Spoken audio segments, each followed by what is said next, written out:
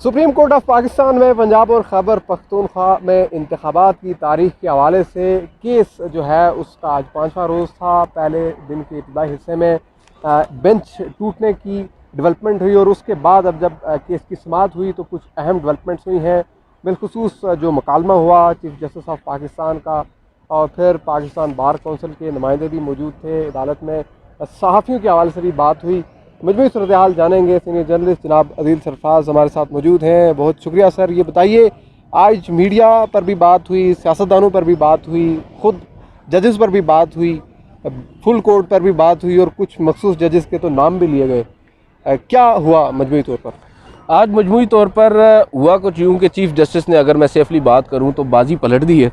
और जो हमें नज़र आ रहा था कि आज दौरान समाअत जो तोपों का रुख आज चीफ़ जस्टिस की जानिब होगा, आज हैरानकुन तौर पे हालात मुख्तलिफ नज़र आए। चीफ़ जस्टिस आए, उन्होंने शुरू में कुछ बात करना चाही तो जो नुमाइंदा है पाकिस्तान बार कौंसिल के, जो एग्जीक्यूटिव कमेटी के चेयरमैन है हसन रज़ा पाशा, वो भी हमारे चकवाल से, उन्होंने यहाँ पर कहा कि मैं कुछ अर्ज़ करना चाहता हूँ अगर अदालत इजाज़त दे। और साथ ही उन्होंने कहा कि हम ये आपके सामने एक बात रखना चाहते हैं, जो हालात हैं इस वक्त इसमें फ़ुल कोर्ट तश्कील दिया जाए, और अगर फ़ुल कोर्ट आप तश्कील नहीं भी देना चाहते किसी भी वजह से, तो कम से कम आपस में एक फ़ुल कोर्ट मीटिंग कर लें, जो कि एक बहुत अच्छी और वैलिड सजेशन थी, जिस पर चीफ़ जस्टिस ने भी उनकी इस सजेशन को अप्रिशिएट किया और कहा कि हम इस पर काम कर रहे हैं। और हमारे भी सोर्सेज ये कहते हैं कि अंदरूनी खाना जजेस जो हैं आपस में अब सर जोड़कर बैठकर कुछ फ़ैसले करने जा रहे हैं। दूसरी जानिब चीफ़ जस्टिस ने उनसे कुछ गिला भी किया कि आप अब आ रहे हैं, इस बात का हमें आपसे गिला है। दूसरी साइड जो सुप्रीम कोर्ट बार एसोसिएशन के सदर हैं, वो मुझसे मुसलसल राब्ते में रहे हैं। वो सदर वो हैं आबिद ज़ुबैरी साहब, जिनकी हाल ही में एक ऑडियो भी आई थी जस्टिस मज़ाहिर नकवी से मुताल्लिक। खैर जो भी है वो आए, उन्होंने कहा कि वो आए हैं, आप भी आएँ हमारे पास और हमारे साथ बैठकर बात करें। जिस पर जो अब चीफ़ जस्टिस ने कुछ रिमार्क्स दिए। उन्होंने कहा कि देखें, एक एलिमेंट होता है म्यूचुअल रिस्पेक्ट का, रिगार्ड का, और जो पॉलिटिकल इश्यूज़ यहाँ पर रेज़ होते हैं उसमें फिर जो बार्स होती हैं उस और उसके हवाले से कुछ एक आप कह सकते हैं कि हाइप क्रिएट कर दी जाती है। और मीडिया का यहाँ पर उन्होंने तज़किरा किया कि मीडिया उस हाइप को फ्यूल देता है, यानी मज़ीद उसको तक़वियत पहुँचाता है और चीज़ें जो है वो आउट ऑफ हैंड्स हो जाती हैं। यहाँ पर उन्होंने कहा कि हम उस सब के बावजूद काम रहते हैं और पुरसकून रहकर जो है ना अपना वो क्रिटिसिज्म जो है उसको भी झेलने की कोशिश करते हैं। यहाँ पर कुछ साफ़ी कुछ जजेस पर तनकीद करते हैं और कुछ साफ़ी कुछ जजेस पर तनकीद करते हैं। ये बात मुझे खैर समझ में नहीं आई।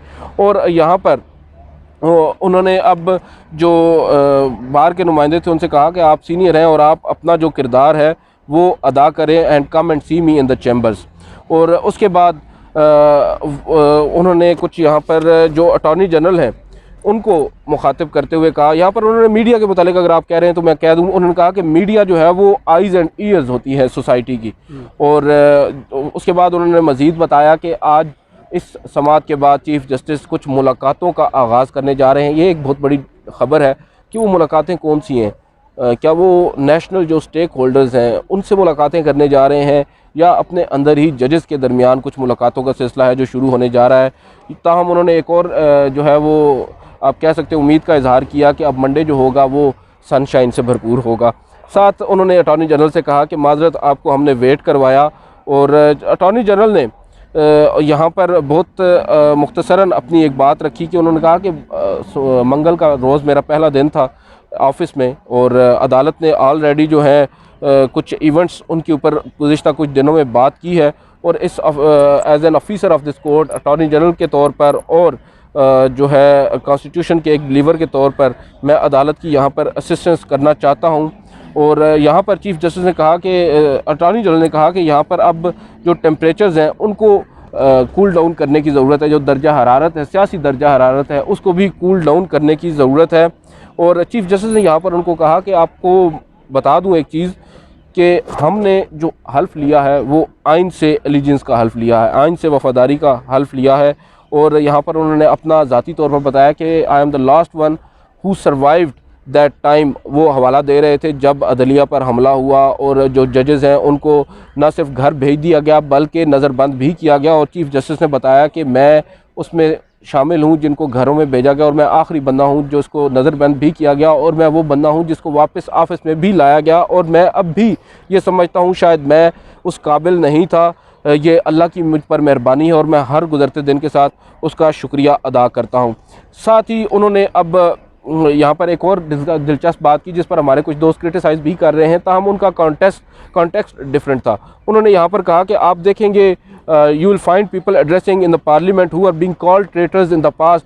इसका मतलब ये नहीं था कि वो ये कह रहे हैं कि वो जो गद्दार थे सियासतदान वो आज पार्लियामेंट में आकर तकारीर कर रहे हैं। बुनियादी तौर पर वो ये कह रहे हैं कि अपने साथ मिसाल देते हुए कि माजी में आपके ऊपर इस तरह के इल्ज़ामात लगते हैं कि आपको घरों को भेज दिया जाता है, नज़रबंद कर दिया जाता है, लेकिन उसके बाद आपको दोबारा अपने ऑफिस में इज़्ज़त के साथ लेके आया जाता है, और ऐसे ही आवाम भी लेकर आए हैं उन पार्लियामेंटेरियंस को।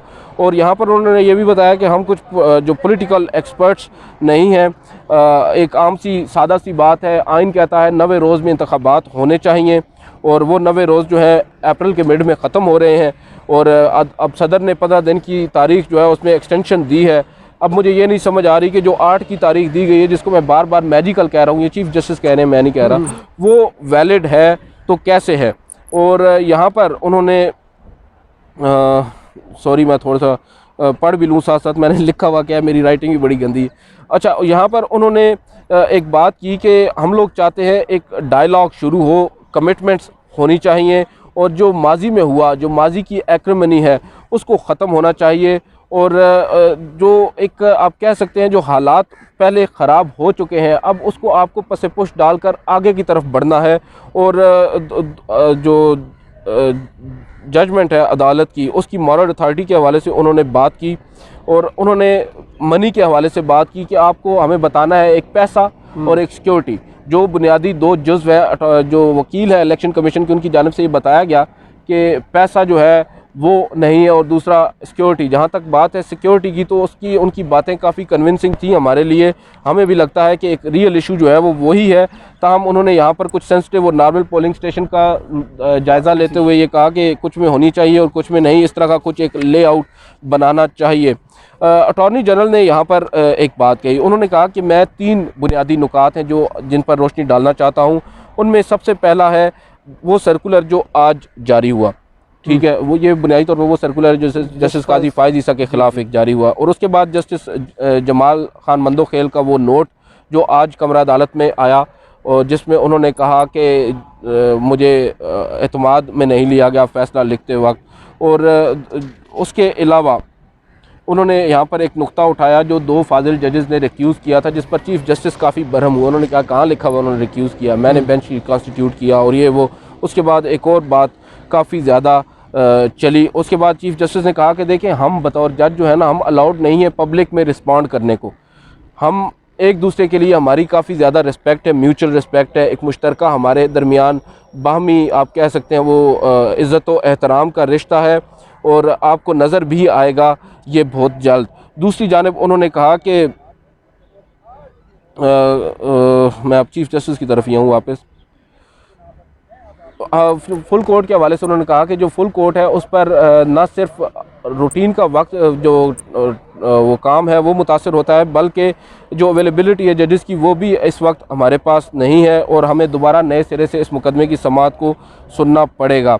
और यहाँ पर चीफ़ जस्टिस ने एक दिलचस्प बात की, उन्होंने कहा कि आपने मुझसे जस्टिस मज़ाहिर अली अकबर नकवी के बारे में नहीं पूछा कि मैंने उन्हें अपने बेंच में क्यों शामिल किया था। और वहाँ पर जो कमरा अदालत में बैठे लोग थे, एक दफ़ा उनके भी कान खड़े हुए कि वाकई चीफ़ जस्टिस क्या बात कर रहे हैं।